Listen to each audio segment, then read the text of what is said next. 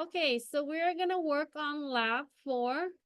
And in this lab, we'll use ProDiscover. It's a pretty nifty tool. I was hoping that your computer system has ProDiscover, but they had re-imaged the computer recently, so it's no longer there. So we'll use our virtual machine as usual. So the first thing you need to do is plug in your drive. And then you're going to copy the folder to your desktop like last time. So here's my drive. And I'm just going to locate CIS27A Forensic Fall 2023. Fall 23, and then drag it to your desktop. Or you can right click, copy, and then go to your desktop, and then you can paste. Okay? So you can drag a copy and paste. So that will be step 1, 2, and 3.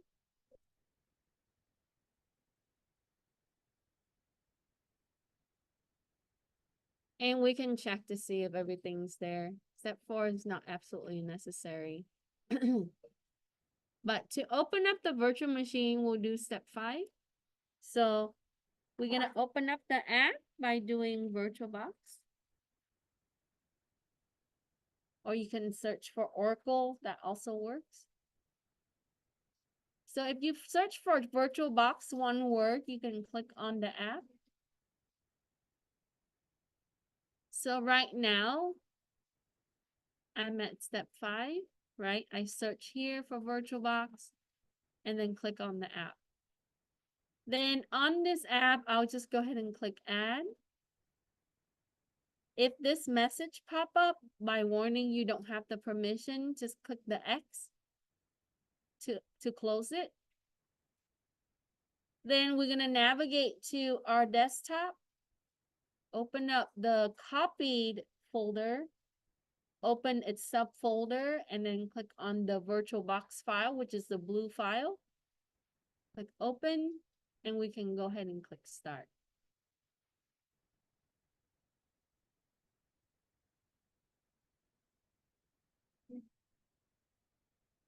So on your assignment, I put your image file here. It's a .zip. Likely that we will need to log on to our Canvas inside our virtual machine like what we did in the prior weeks. So we can download this, okay? Or if you download it and put it on the USB and then enable USB on your VirtualBox, you can do that, and I can show you that. Hopefully it works. Okay. It's not that big of a file, so in order to do the lab, we need to download that zip file inside the virtual machine, or you can download it to a USB and then connect your USB to your virtual machine. Okay. Okay, so now my virtual machine is loaded. I'm going to go ahead and log in, and the password information is on step 9. CIS27A. ProDiscover and Autopsy is already installed for you, right? I need to now make sure that yes, sure. Where are you at? Step 5. You're on step 5.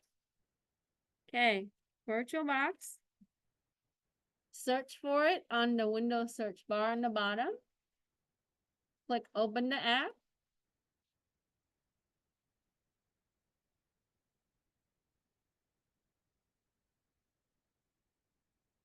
Once you do that, you begin step 6. Like last week, we will click add. And if you get a message saying you don't have permission, close it. Then we are going to click desktop. Open up our copied folder. the subfolder, double click each time, and click the VBox file. Then click open. Once you have it on the playlist, click start.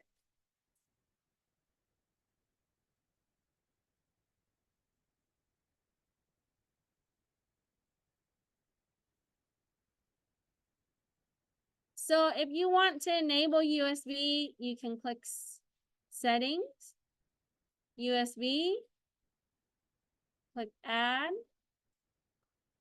and then select your USB. So if you see Toshiba there, you can do that. Again, on your VirtualBox app, click settings.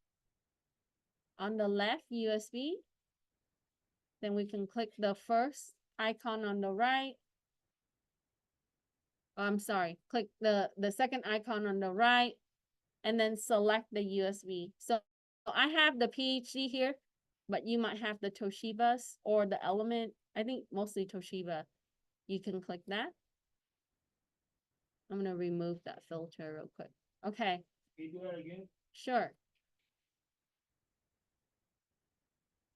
Click settings, the wheel. On the left, click USB. On the right, click the second icon, plus sign. And then find your USB name. Yours should say Toshiba. And it should show up on the list like this. Then click OK. It says Toshiba external USB. That's right. Now, log into your virtual machine. We need to verify that our USB is enabled. You can click devices, USB, and then select your USB again.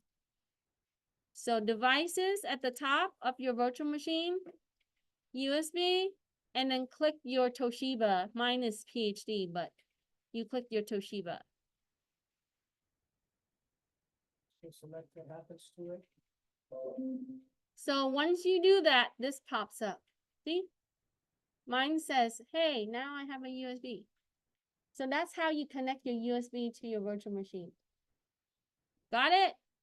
So first, I did the setting USB, add the USB, click the plus sign, and then click the USB that I have, and OK. Once I did that, go to my virtual machine, and it's okay if it's already on, right? We don't have to leave it off.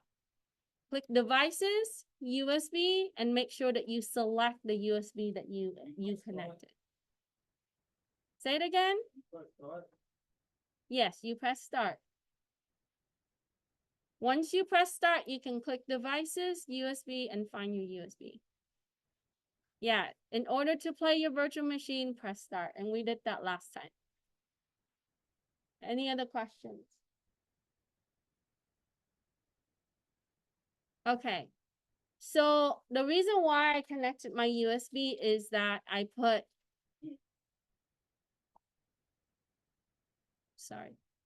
I put my USB, my file on my USB, right? So I had put the P15, I downloaded from Canvas and I save it to my Toshiba. And you need to do that so that way you don't, otherwise you have to log into Canvas like what we've been doing, right? And that can take like a little bit of time. So what you need to do is go to Canvas, download the .zip, save as, and put it onto your USB. Then connect the USB like what I showed you. Okay. So once you have it on USB, just drag it to the desktop.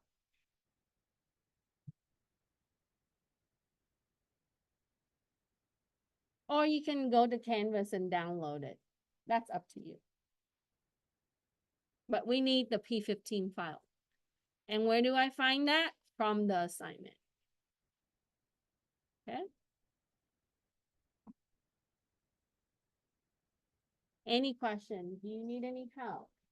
Well, I was gonna ask you on this. Let's see.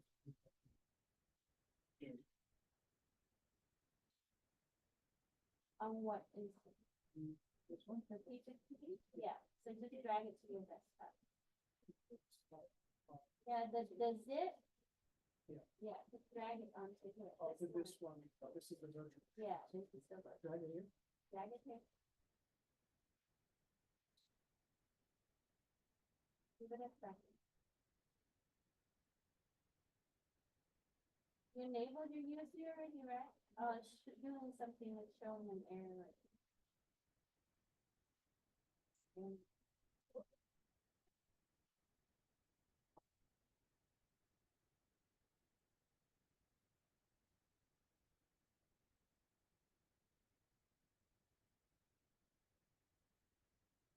it's not responding. Control Alt Delete and terminate the task. Proceed Want to go on phone? if you want to access Android.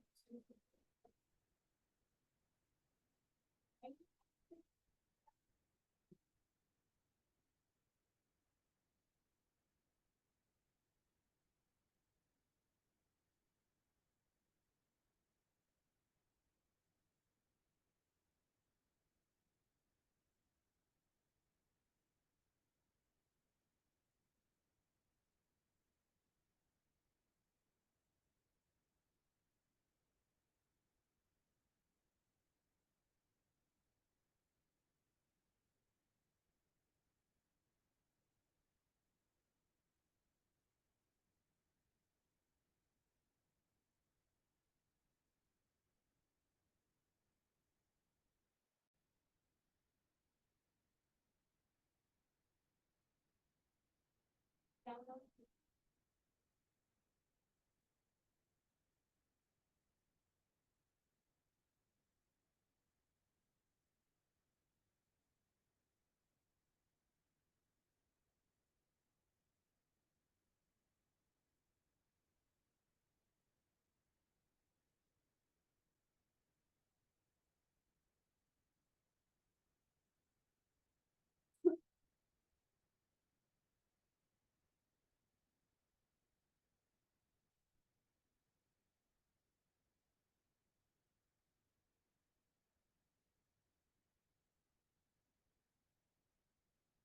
Okay, so once we got the P15 file, we must extract it because it's zipped.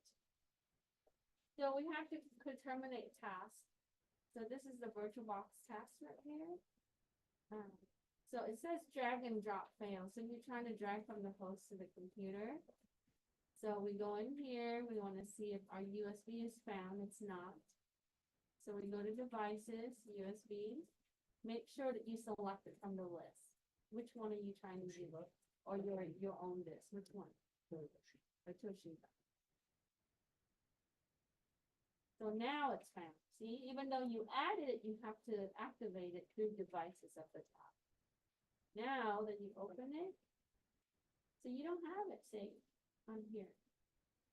So let's see, I think you were drag and dropping from your regular disk. You have to know which drive has it. So we're gonna go, I think this is your disk.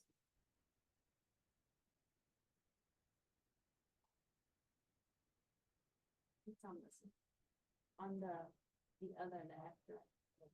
So we're gonna, so next time, when you save your file, that's fine, we'll just drag this here. Put your name in front of the extension, okay, like P15 infats.zip. Don't add it after the file extension because the system is gonna get confused. Okay, then we're at 10 now, okay? So remember that if you put it on desktop, that's where you're gonna extract it. But if you put it on downloads, then go to downloads again for step 10. You go to, you have to put Chrome install Chrome, and then go to outlook.com.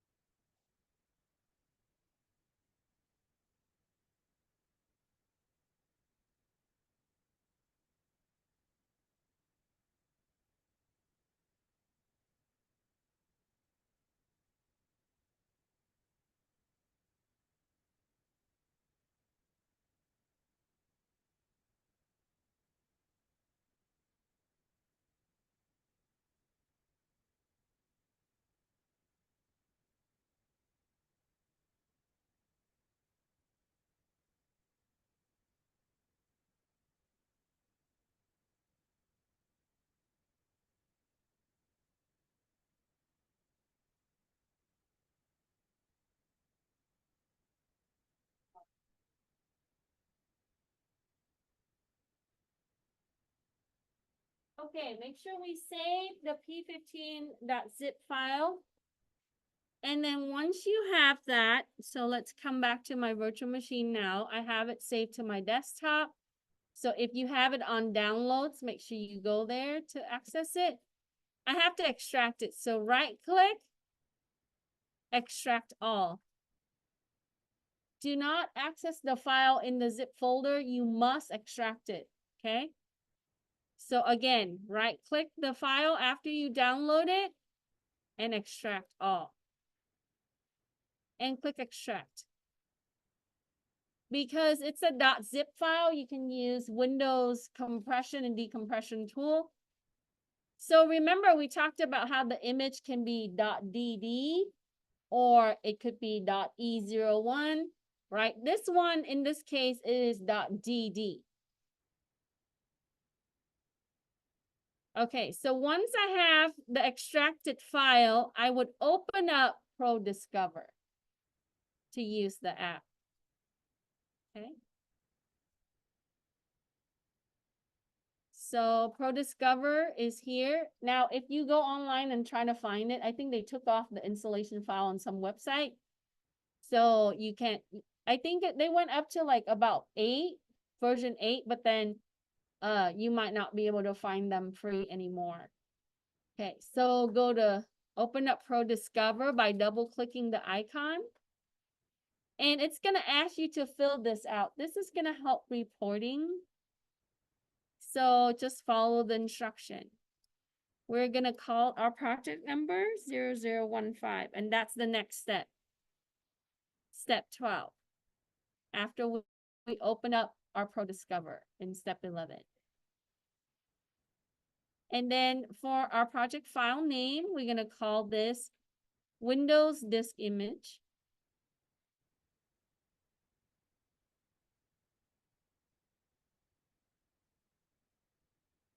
I'm just doing step 12.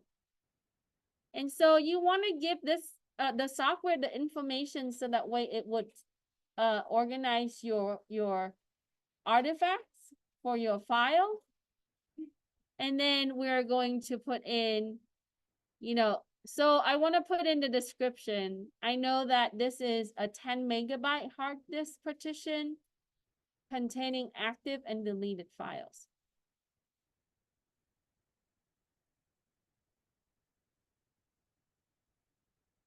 So in here, we'll go ahead and put in 10 MB hard disk partition containing active and deleted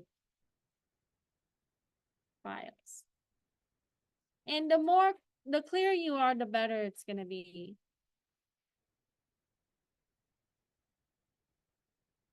And then we're going to go ahead and click open. So when you use ProDiscover, the first thing you need to do is to set up your project information, your case information. Most forensic toolkit will require that. Anybody have questions or need help?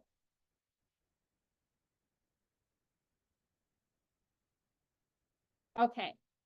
And then after that, after you had created your file, you are going to click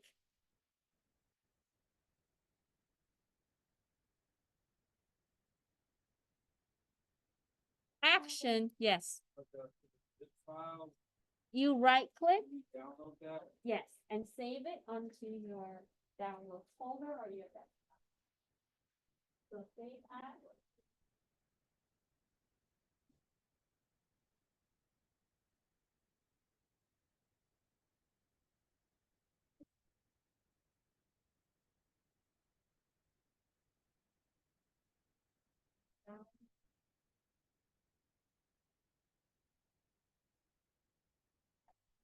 Extracted it.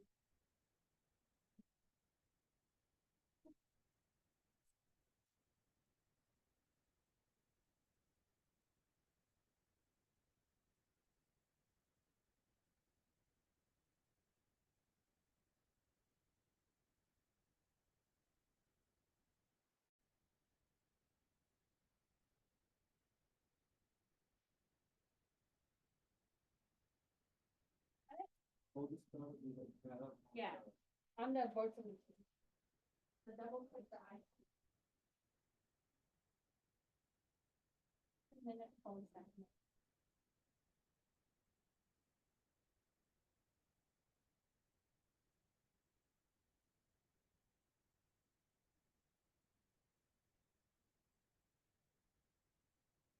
Okay, so I'm on 14.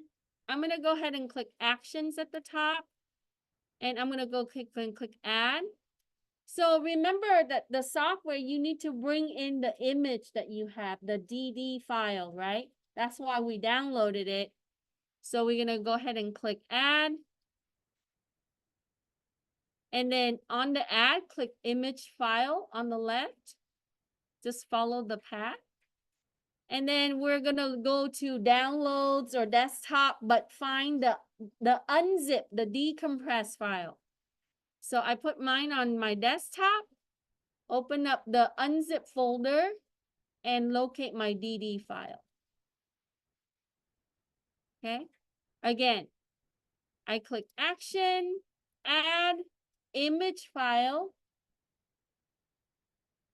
and then I find where I store it. So if you put it on downloads folder, go to this PC, downloads, or find here, right?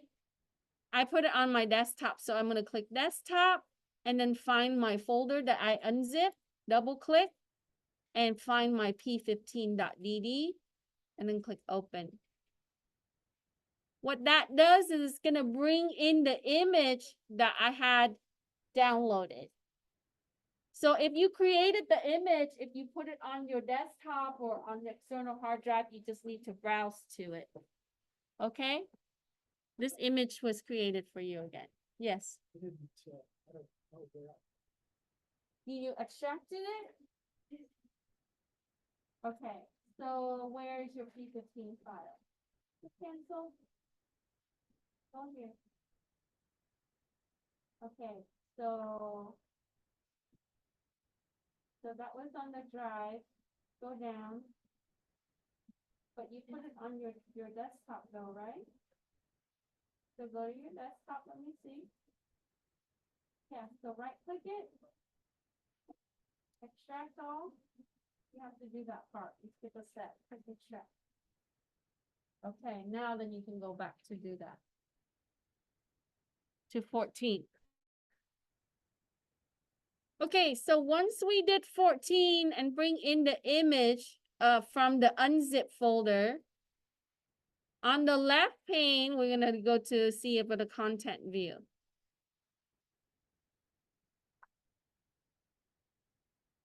So if you click view and choose content view and choose image, it's gonna give you this. You can also change view. And then you can also do disk if it's a disk, right? Now for the image file, let me see.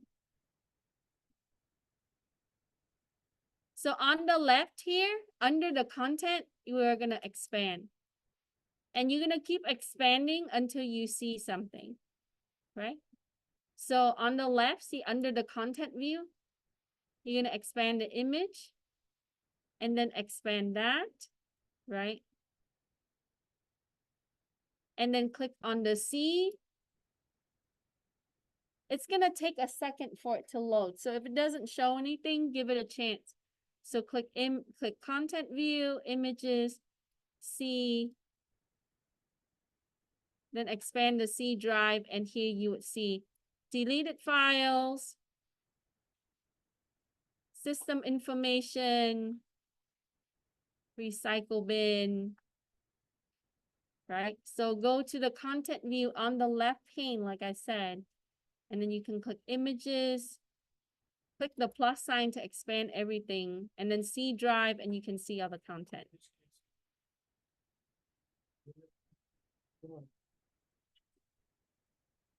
Which one did we extract? We extracted that. Which file do we see?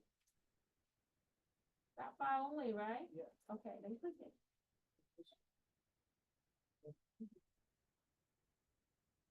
So. Other questions?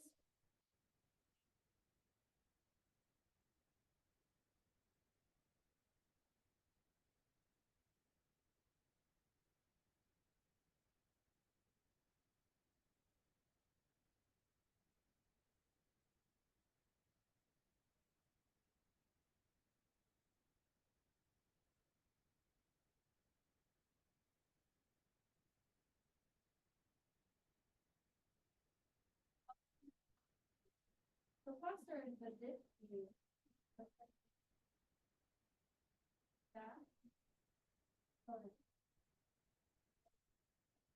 Yeah, so when you see the cluster, that's just the disk view, like what we said earlier, all the cluster, and then the content view is the file. Okay, so good question though. I think that can be confusing.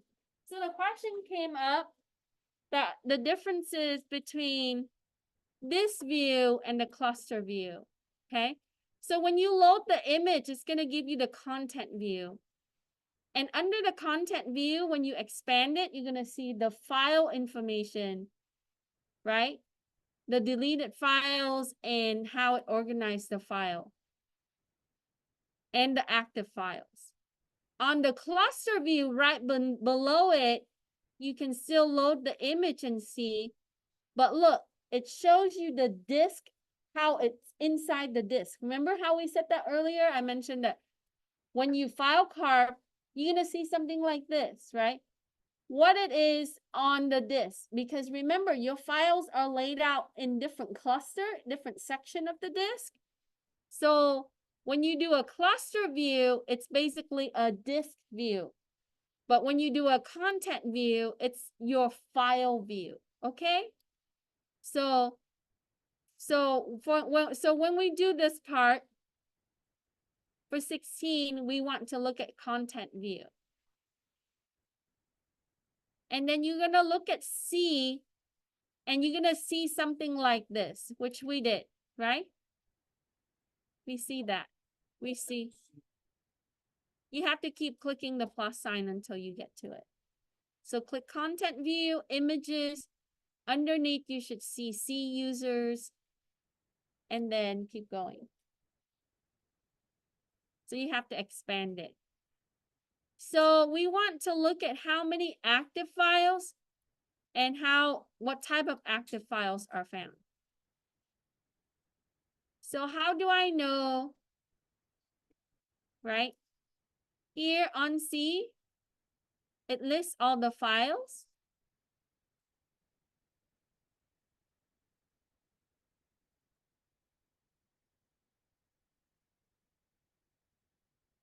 Let me make sure okay. So for the root C, notice that there are 3 files at the bottom of the file extension. These are the active files, not the deleted files. So when you look, right, if they're kind of like this, see the bills of right, and then the images, the JPEG and the puppy. So if we click on C, you got to scroll down. The one in black are the active files. Okay. So we have one, and you click on it, you can see, and sometimes you might not see the text content, right? You just see the encoding. So these are the active files. The files that have the black text name.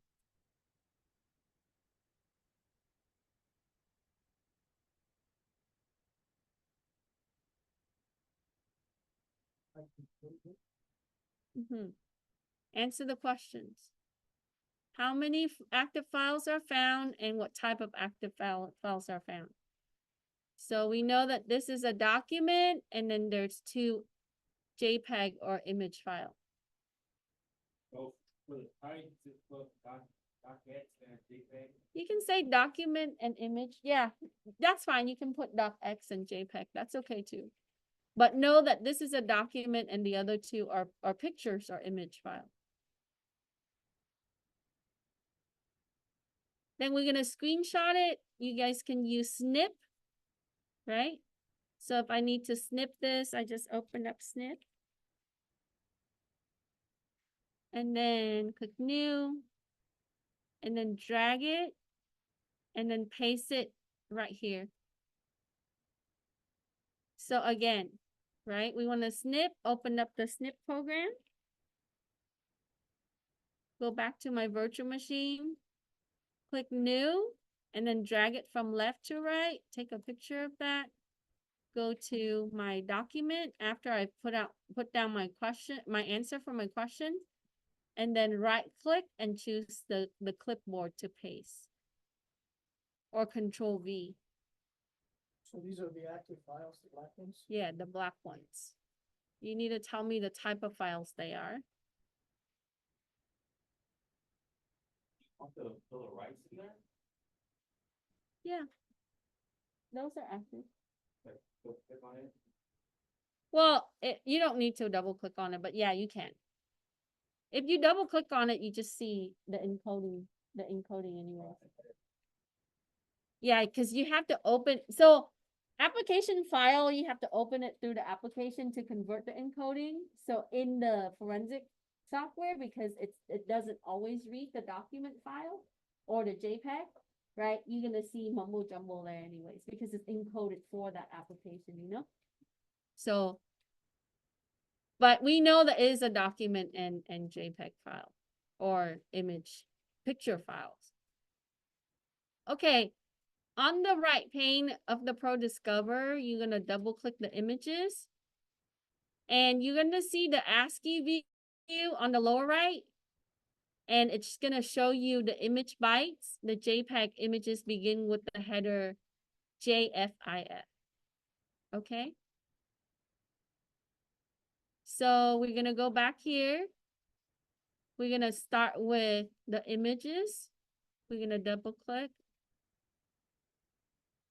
And it shows you the picture because because it's a JPEG, I'm able to view it through the photo view. But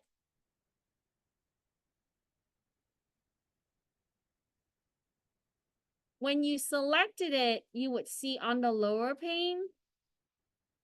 Sorry. Right? These are the encoding for the JPEG file. So it might not even make sense for most part to us what this means, right? So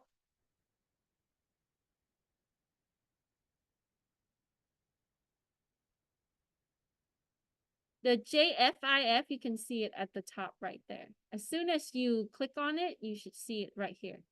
You see it? Okay. In this industry, in forensic, you cannot miss the small details. So we just gotta go slow and look for things, right? So we gotta look for the JFIF. That's gonna tell the system that it is a JPEG file. And it says that right here. It's an ASCII code for that type of file. And then when we double click the images, the photo viewer gives us a baby kitten wearing a sweater or a scarf or whatever, right? So describe the image shown on the photo viewer, what you see when, so if I double click it, I would see what kind of picture that is. But in here, in the ProDiscover, it tells me that it's a JPEG. And then the file size. So if you want to see the file size, it's gonna list in this column right here. So when you're doing the reporting, let's say you're trying this, let's say this picture is gonna be your part of your evidence. It is an artifact for your evidence. You want to describe what it is, the size, when it was saved. So the information that's provided to you here, the timestamp, right? The date created, the date modified, the access date, all of those things are important, okay? So we want to record all of that.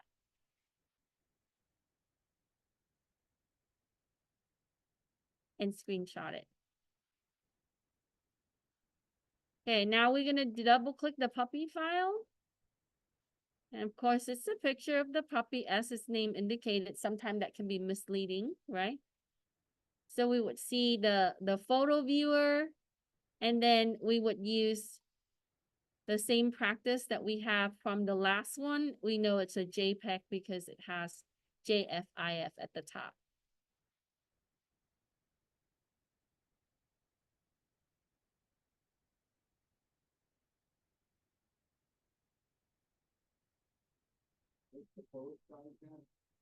It's, if you look at the column on the top, it says size. It tells you that in bytes.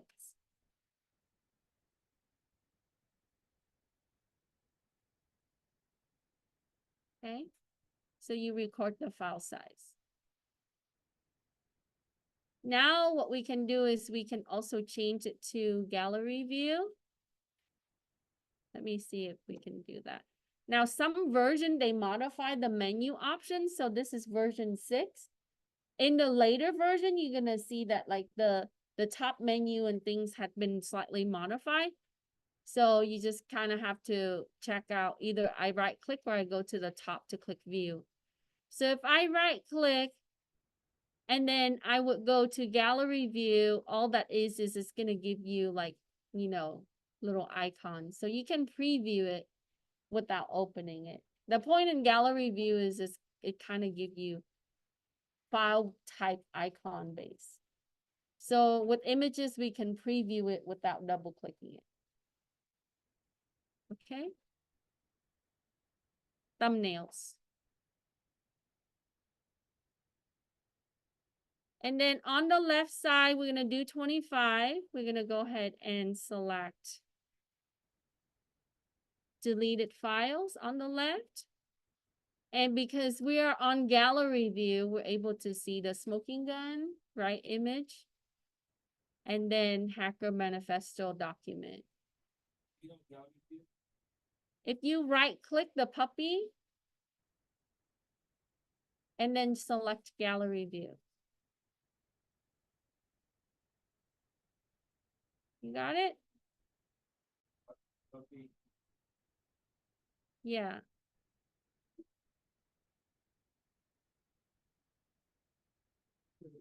Right click.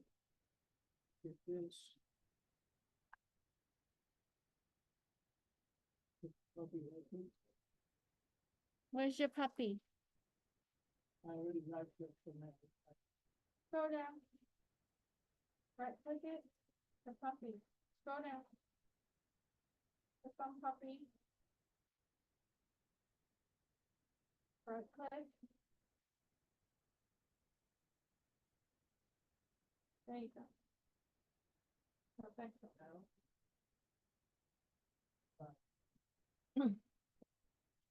Okay. Are we okay with having gallery view? Everybody good? Okay.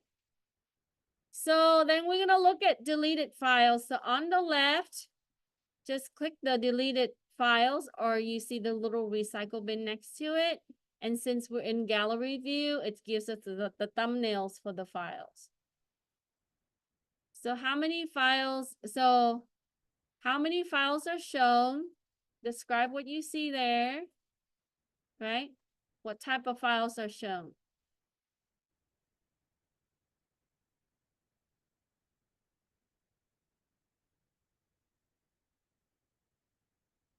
And then we can double click the smoking gun and we would see it to verify. So the photo viewer is going to give you that. And then I have ProDiscover misspell. And then what we can do is we can take a look at the document. So the hacker's manifesto, you can try to double click. Now, because, you know, our Windows virtual machine doesn't have Microsoft document, it's going to default to WordPad to open that up. And WordPad is able to translate the encoding for Microsoft Word because it's similar. We're able to get the text. Now, if your system doesn't have a Word, they call it word processing application, then you won't be able to see the text. So here we're able to read it in plain text. Okay? Who's able to get the thing? Because you're not on gallery view. Right click copy, click copy, right click it, and select gallery. Okay, now click on, what's the next step? The dog? No, it's not what, where are you at? 25, right? Then what do I click next? What does it say? To view deleted files, click deleted files. You gotta expand C. Click the plus sign to expand always. That's it. Okay, now click deleted files. Okay, we okay? Take a screenshot. Then we're gonna click all files. So close that.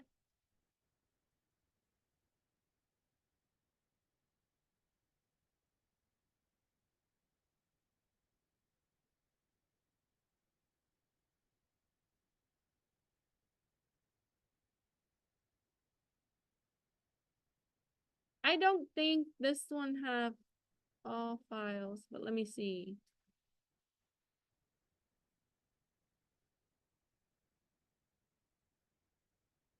Yeah, I think that's on the newer version or a different version.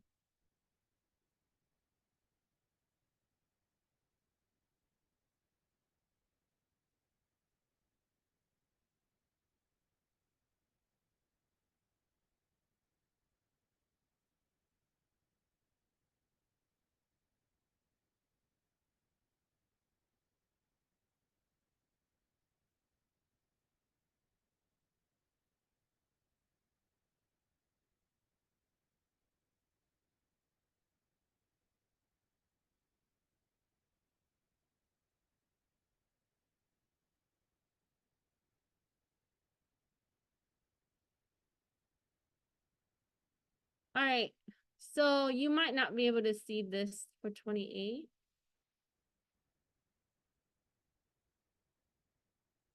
And then for the left, if you're looking at C in total,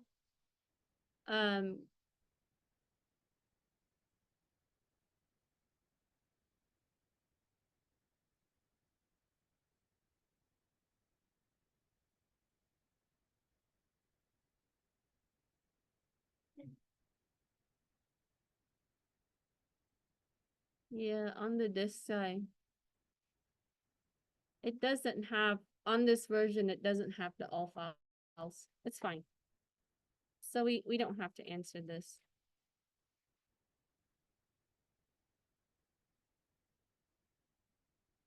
For 2829, you don't have to do.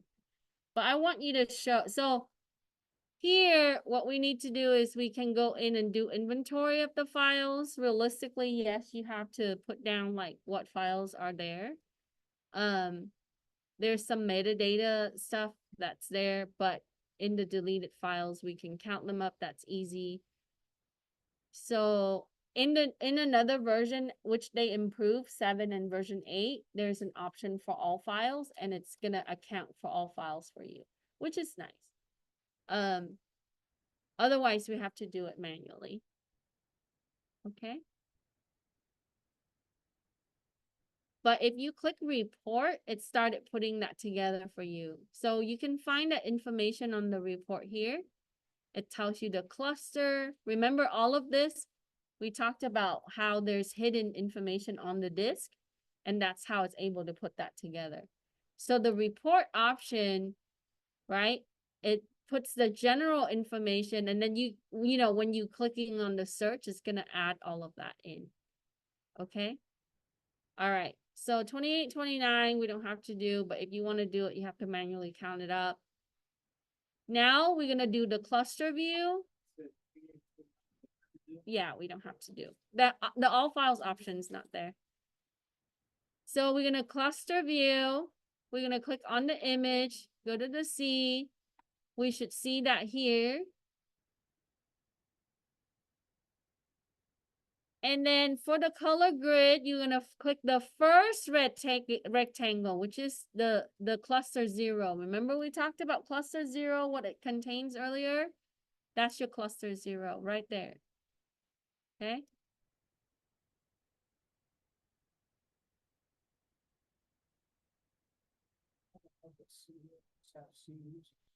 Yeah.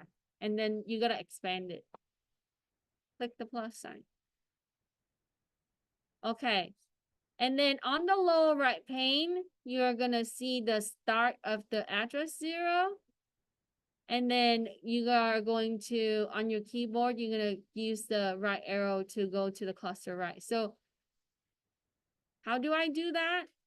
So I start with the cluster 0, right? And look at how it start from here. And then I would use my arrow key and I can go right. Okay, right. So look at the address that you start right here. And then if I move my arrow key to from the first one to the second one, see how the address changed there? Right here.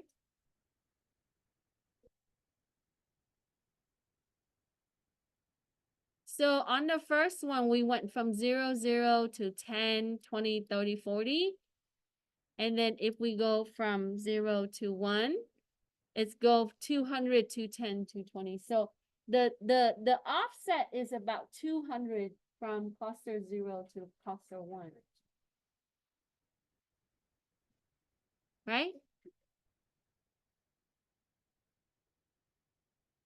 So I want you to indicate the hexadecimal value that's shown on the first line of the lower pane, this line.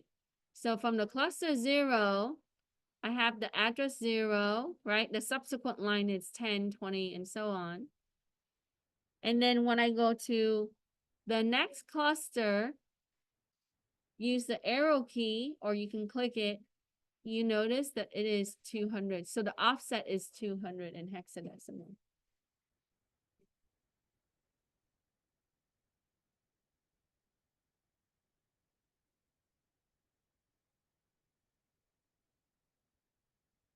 And then it says, with the shown indicated size cluster bytes that needs to be converted to decimal number.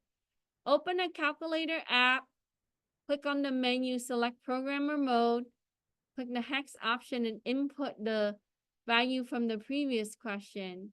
What is the cluster size in bytes? So we're gonna open up calculator. And at the top, click the menu option or open navigation, click the 3-bar and select programmer. Then click hex. And we're gonna type in 200 in hex.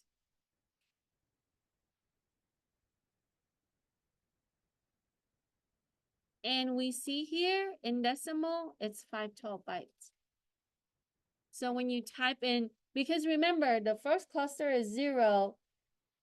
I'm sorry, yeah, the sector 0 is 0. The first sector is 200. So our address is at 200. So you click. So again, I'm going to do that again. Open up calculator app. And then click the open navigation, the 3-bar, and click programmer. Then on here, you're going to click hex at the top, and you're going to type in 200 in hex. Then that's equivalent to 512 in decimal. So that's 512 bytes. Okay. So the address 200 in hex is for the 512 bytes. Understand? What did you type in? 200? In hex. Again, let me repeat. Calculator, open that up. Make sure you click the open navigation, the 3-bar. Select programmer. Click hex. We've seen this in binary conversion. Type 200. Why is that? Because that's the address from 0 to the next cluster. So 200. And if you click decimal, which is DEC, it's 512. That's 512 bytes. Okay? Yep. So it should answer 36.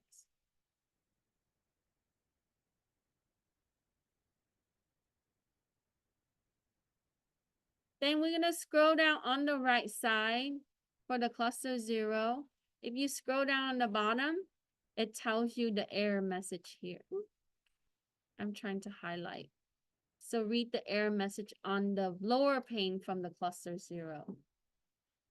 So it says error, loading operating system, missing operating system. So back in the day, one of the Trojan loves to delete. It loves to delete boot files. Bootloader. You guys heard of bootloader virus also? Right? Bootloader virus will kill the boot files to load the operating system.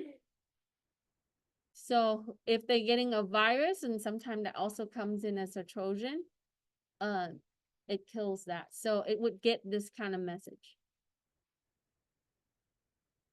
So if you click the cluster 0 and scroll down, you see that there. So that means that, and it says invalid partition table. So this one is not a malware issue. It's just a partitioning issue.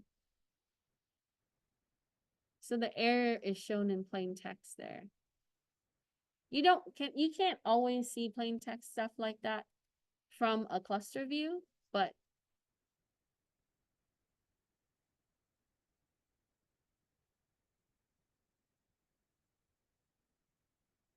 are you on the cluster 0? We gotta click the first red square and then scroll down.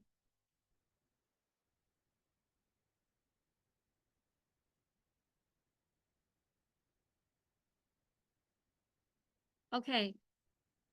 So then, do you see it? You guys don't see it. Click the first square on the bottom, scroll down, and you should find somewhere it would say error. That's gonna be the error.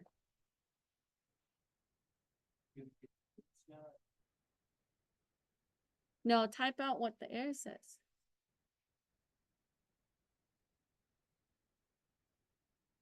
You see it, Gabriel? You gotta scroll down on the bottom pane, Gabriel. Yeah.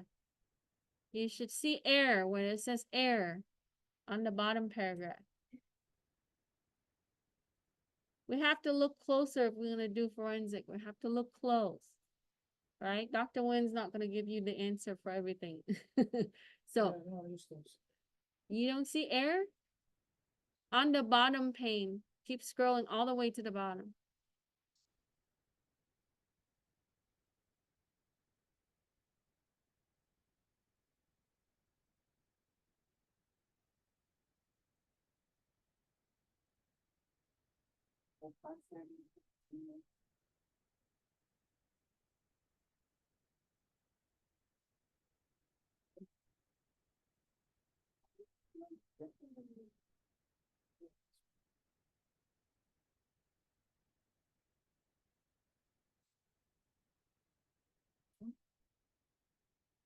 Okay, now, put that back and then start it.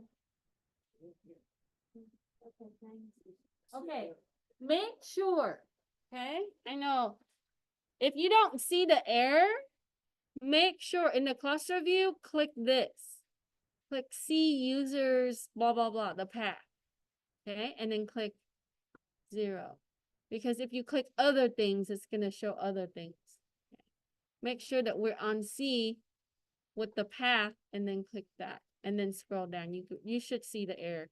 If you see other mumbo jumbo, then you're not in the right area. Okay, then what we're gonna do is we're now gonna look at C drive. So that's different. Oops. In C, when we click the C, see how that's different than from this, the image. So in the beginning, this is gonna give us the overall disk. And now it's the C itself. So when you click C, and I'm doing question number 39, okay? And that's gonna be, click on the cluster, and you're gonna see the starting address, which is 00. Okay, this is the starting address right here.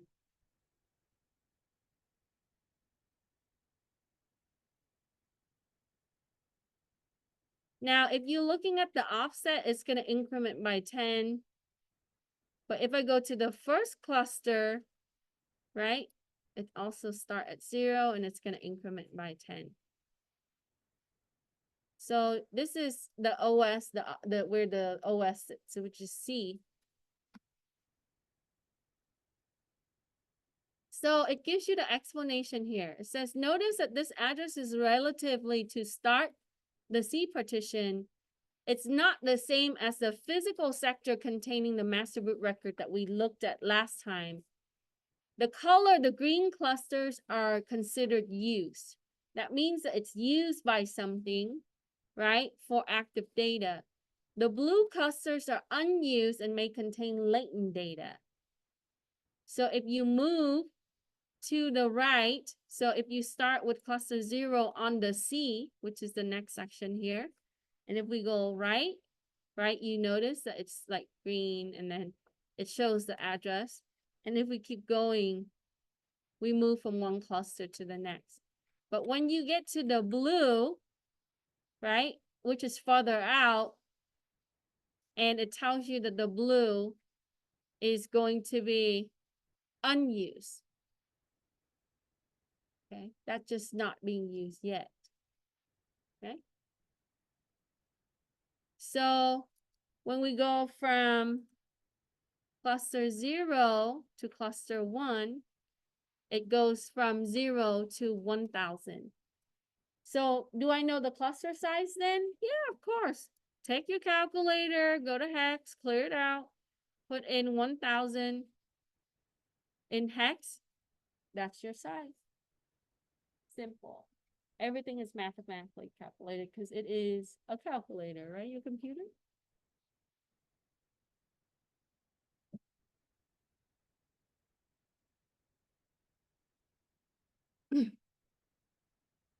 What is 1,000 decimal?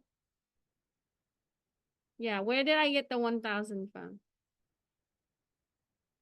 Right here, right? For the cluster 1. So when I go from 0 to 1 at cluster 1, it's 1,000. So I put in 1,000 in hex. And then I click on decimal and I would get the size in bytes. The address 1,000 is equivalent to, you know, the offset is 4,096 bytes.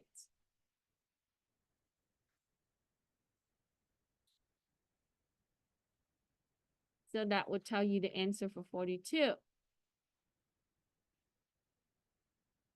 So we can check a few more times. So if we go from 1 to 2, oops, you gotta click it. 1 to 2, right? 2,000. So it's actually incrementing by 4,096 bytes from one cluster to the next. So we know that each cluster size is 4,096 bytes. About 4 kilobytes.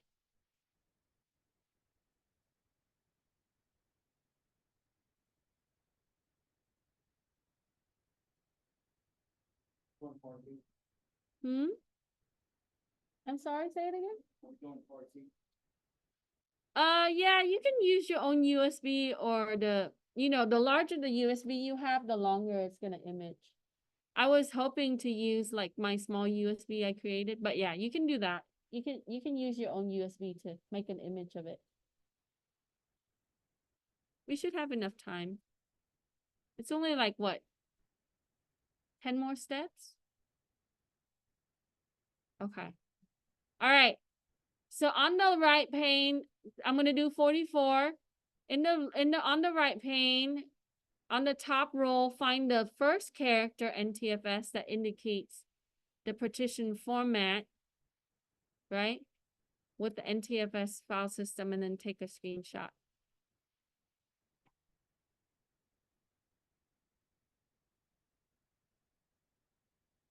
So if you go back to cluster 0, it shows that right there. That's your file system. Because remember, the first cluster 0 indicates the file system information. So we know that this drive is formatted with NT file system, which is NTFS. So go back to cluster 0, you should see it on the first line. Yeah, screenshot that. And then go to the report and screenshot that. So here, this one, you can, you can print it out, you can save it, and then you can add more to it. So now you know how to use ProDiscover. One more thing you can add to your resume, right? To do basic disk image or image forensic, okay? We'll do more other things, file carving and stuff later. Okay, it does have a file carve capability. If you look, Can you do 44 again? yeah, sure. So 44, as you were in C, right? You were here with cluster view. Click the cluster 0 and find the lower pane first line. It should tell you the file system. Screenshot it.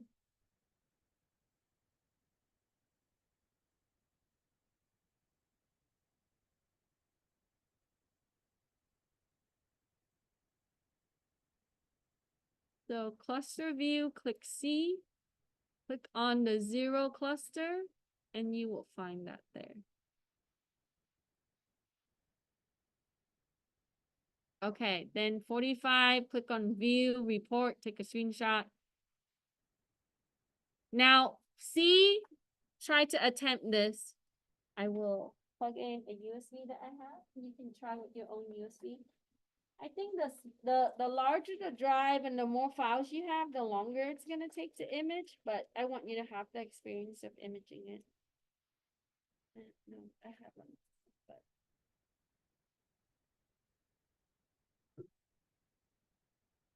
so I'm gonna plug in, and you can use the Toshiba one that you have if you don't have a USB, another one.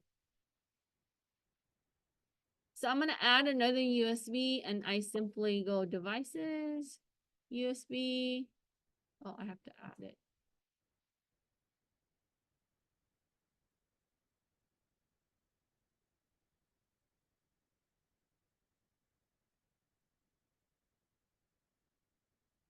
And make sure you add your USB through settings and then in devices. See if it shows up. If it doesn't, just use your Toshiba. Okay, mine did. Okay, so let's pretend that this is something that we confiscated on the crime scene. and we have to image this now, right? From our drive. And so what we're gonna do is, number one, in your virtual machine, you are going to go to machine settings, add your USB like what you've done earlier. If it's a different drive, like this. And then mine says general UDIS. Sometimes it would say generic USB or whatever. So put the one that you want to add. Then it's the 2 steps. So we gotta go to device USB and then you gotta select it. So I selected both. So now it sees my external hard drive and my small USB drive. Get back to the outside, Hmm? and then you're just in there with, Machine settings. Yeah. USB. Click add and select. at the top, machine. Yeah. You can always access the setting through machine. No, machine settings. Yeah, USB and then click add. I think you already add Yep. yours. We added yours already earlier. And then second step is devices, USB, and then make sure that it's checked. I have both checked. Okay, so once we added the USB that we had confiscated for the crime scene, right?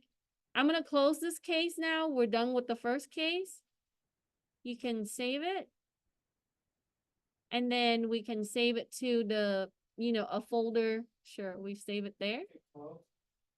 Yeah. So close the first case and then open ProDiscover again. Save it. Yes.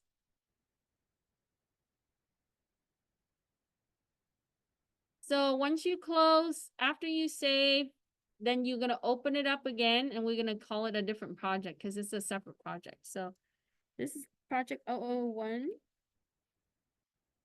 And the file name is going to be USB disk image. And then you just put the description. So depending on the size, right, you're gonna put your size. So we'll just pretend that this is 4 gigabyte USB with files. We don't know what the files would be, but and if you want more description, like, uh, collected at this location, blah, blah, blah, right? More description you have, the better it's going to be for the report. Click open. So once you had set up your project now, we're going to make an image. So earlier you had used a pre-made image that you have. So now you can make your own image. So now you can go home and ask people for USB that they don't use. And you can try to do forensic on it, right? All right, we're going to go ahead and click add. On the left, add right here under report. And here, let me minimize it so we can see them both together. We're gonna do capture add image. And it's gonna pull up this prompt, right? And then on the source field, that's where it's coming from. You're gonna go ahead and click the drop-down menu. And you're gonna click the drive. Since I have my F drive, which is 4 gig, I'm gonna go ahead and select that. You can select your Toshiba, whichever. Remember, the bigger the drive, the longer it's gonna take. But this is practice, so we just select the drive that we want to create image. So I'm gonna select. You have to add it. Did you add it? Yes, you have to add it and you have to enable it. I just went over it 3 times. Oh, where's your, okay.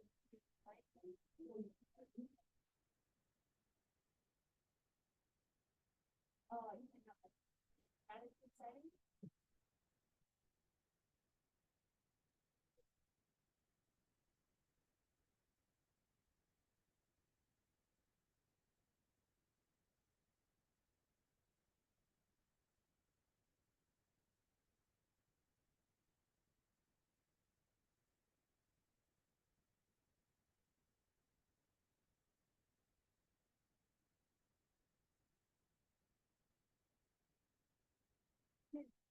Here, you can borrow, somebody left USB up here, you can borrow it and just bring it back, cause they might come back for it.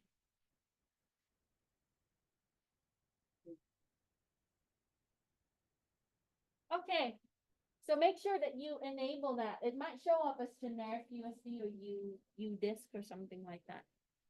Okay, so I select the disk that, and you can always make sure, right? If you're not sure what disk it is, go to File Manager, right? Look up your disk. So I wanted to do the F drive, so make sure that I select the right drive, right? So here I'm gonna select F. So select whichever you want. And then it tells you for the destination, click the button and choose local path. Right here, choose local path. Oh, for the flood drive, what do we put? We put E drive. What drive do you have? Which one is Toshiba? Right.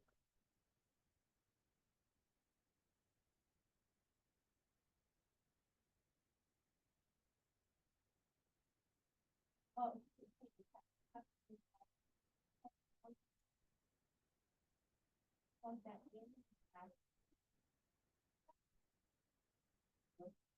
Yeah, sometimes it, the virtual box isn't. Plug into this.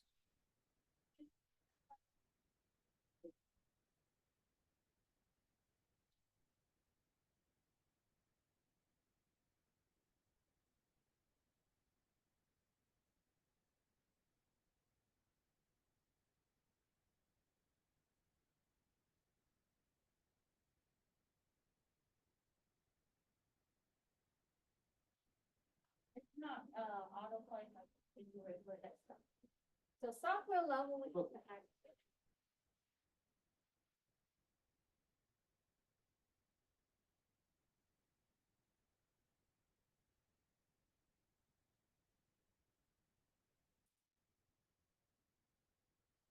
That's part of it. Close it and redo that. Just give it time to update. Other questions?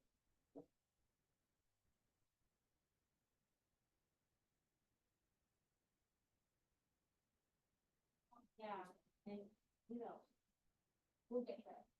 If it's really large drive, you wait a long time.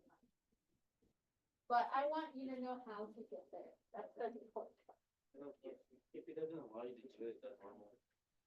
Yeah, so it depends. Sometimes it's tomorrow. You know what I mean? Okay. Yeah, so we'll wrap it up. I just want you to know how to get started, leave it running until it's done. So if you have a terabyte drive, it might take multiple days. It really depends on your processor, your application, a lot of the hardware that you have too. I got an ear message saying that there wasn't enough space, but I don't. Yeah, sometimes because it's a raw file, sometimes it is larger too. So in your destination drive, you want it to put it onto something that's very large. Those drives I use on the USB screen and use them to. Also, what image you want to take. Your drive.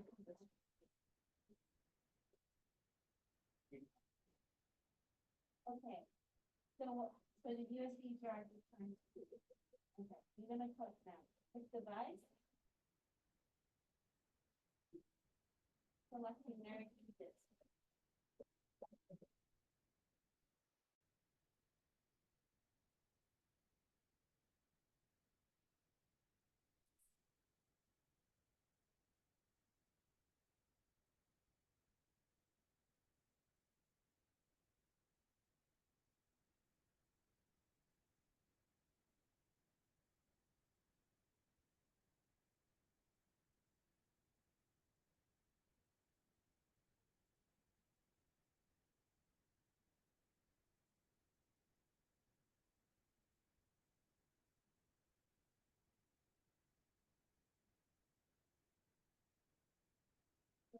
How do I know which drive that's in?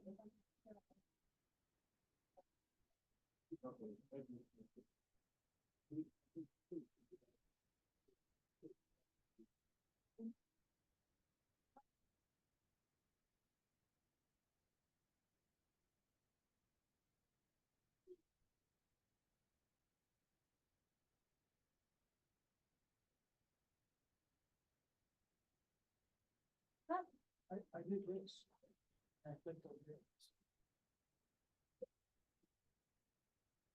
Yeah, it's just, it's saying that wherever that you're trying to store it to, it doesn't have enough space, so it might run into problems. Should I just click OK then? Yeah, but in the future, we wanna make sure that there's space.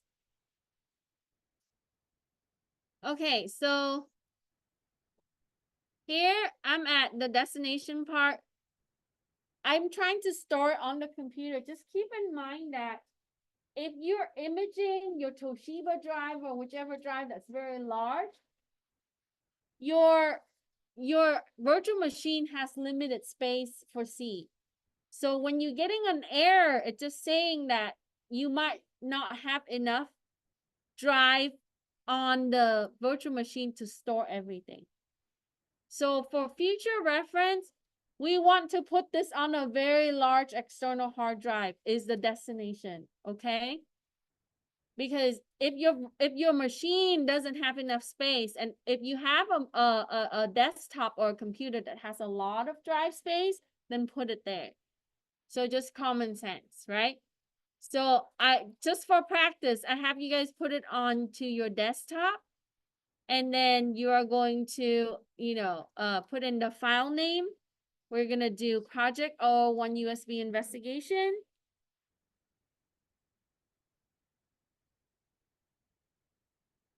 Desktop in the virtual machine.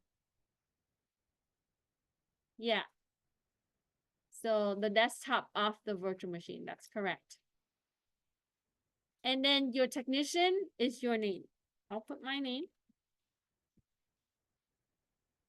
And your image number, because it's the first image we create, we're gonna put it 001. And then the description, image of 4 GB USB or however size your USB.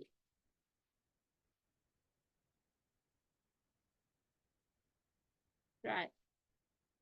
So now, your question to me should be, how can I do this on a micro SD? Simple. Take the micro SD reader, plug the micro SD in, use ProDiscover, pull that up, and you can image that. So if you're curious that what people put on the micro SD without opening it, use ProDiscover or, one of these forensic tools. And it will populate for you all the pictures. Now, later on, we would use another tool and it would put all the social media stuff and all of that if it's a phone image. Okay. So once we have that, right, we're gonna go ahead and click OK. This is gonna take some time, right? Once that's done, it's gonna show here. Now, keep in mind that if you're doing a 2 terabyte drive, leave it on for a couple of days. It's gonna take that long, okay? It depends on how powerful is your processor, how much RAM you have on your system that you're running this app. All right, now.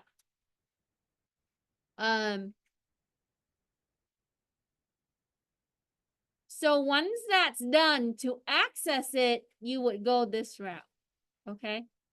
Since it's 8 o'clock, I want you to screenshot your desktop showing that you have this project file created, right? And you can shut down your virtual machine. I can take attendance. If you want to stick around for, I don't know, 30 minutes or whatever, I'll still be here to finish up your lab. But see, I have an IO error, so that means that, it might not even capture the whole image because my desktop space, my computer, my virtual machine space is not big enough for the image of my drive. And you saw my drive is only 4 GB. Okay. So even if you have a really big C drive on the virtual machine, right? Look at my C drive, right? The raw file for investigation sometimes, it's limited to that. So I would encourage you to use an external drive for this type of process. Okay. All right, I'm gonna stop recording. We can stop at step 59 or 58. Provide me a screenshot for that. Now it shows you how you can access your image file, just like what we did at the beginning, right? We're able to see what's on that USB as we add the image file and go through the process. So we come back to the beginning steps. That's what we did. So now you know how to create an image, okay? For an investigation. Okay.